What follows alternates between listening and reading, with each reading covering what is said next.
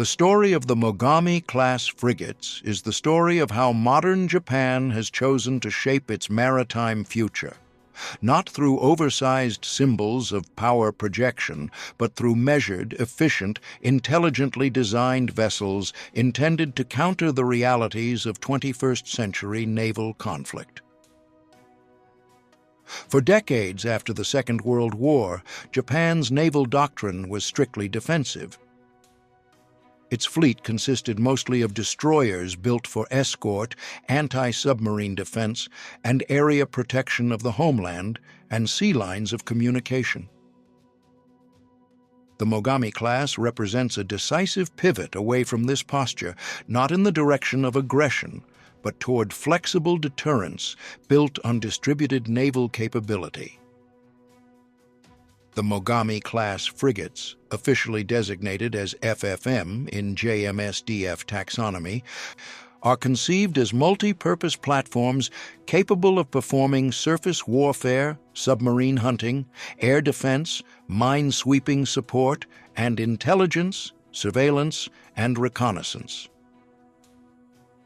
The primary feature of Mogami is not just what it carries, but how it enables Japan to field more hulls at lower cost while keeping the technological sophistication high. With a displacement of roughly 5,500 tons, a hull designed for low radar visibility, and a top speed of around 30 knots, it bridges the gap between the traditional patrol combatant and the modern multi-role destroyer. Several of the latest developments surrounding the Mogami program reveal the direction in which Japan is moving. First is the adoption of vertical launch systems across future hulls, as evidenced by JS Yahagi, which has been photographed with full Mk-41 VLS modules installed. That development is more than a technical upgrade. It signals an expansion of the weapons envelope, potentially allowing these ships to fire a wider range of interceptors and strike weapons, including, in the future, cooperative engagement missiles compatible with U.S.-Japanese command links. This dramatically enhances the frigate's role in integrated naval combat networks. Another upgrade is the increased emphasis on anti-submarine warfare. Given China's continuous development of nuclear-powered and air-independent propulsion submarines, the undersea environment around Japan is becoming more contested. Mogami-class ships incorporate advanced sonar arrays, variable depth sonars, and helicopter hangar facilities to support anti-submarine aircraft. The planned integration of unmanned surface vessels and unmanned underwater drones further indicates how JMSDF anticipates future submarine threats, not as single interceptions, but as node-based robotic detection networks.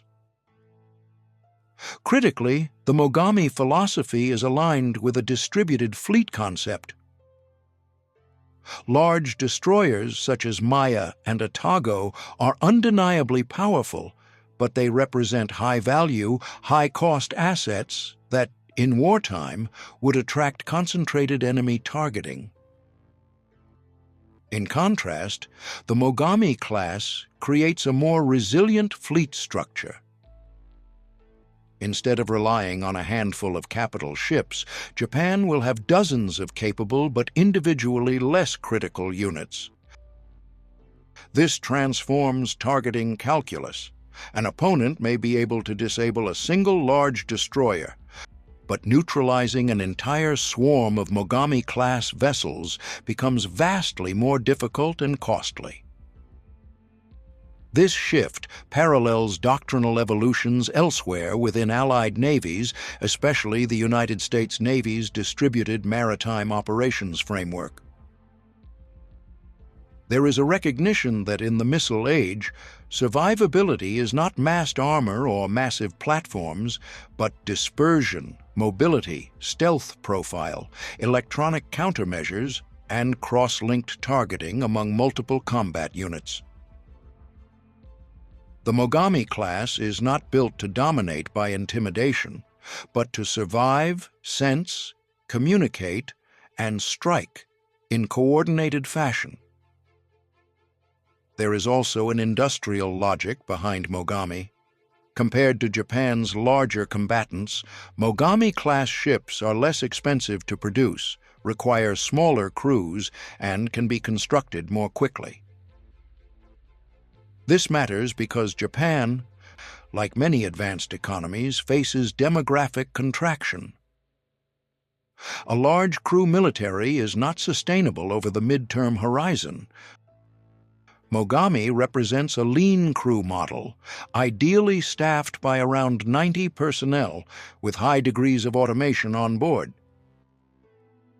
This supports a sustainable force structure model for the foreseeable decades. Viewed geographically, the Mogami-class slots naturally into the maritime realities of Japan's operational theater. The East China Sea, the Ryukyu Archipelago, the waters around Taiwan, and the northern Philippine Sea are complex, littoral blue hybrid environments. Large carriers or heavy destroyers can operate there, but smaller, more flexible vessels have a tactical advantage when maneuvering among island chains, denying access to straits, and performing rapid response intercepts of unidentified vessels.